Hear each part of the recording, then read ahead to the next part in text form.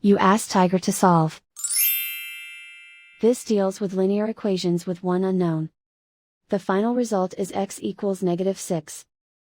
Let's solve it step by step. Group all constants on the right side of the equation. Subtract 4 from both sides.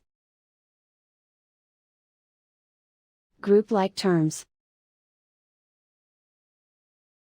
Simplify the arithmetic.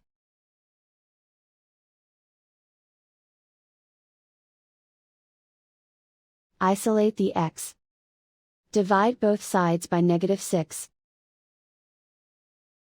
Cancel out the negatives. Simplify the fraction. Move the negative sign from the denominator to the numerator. Find the greatest common factor of the numerator and denominator. Factor out and cancel the greatest common factor.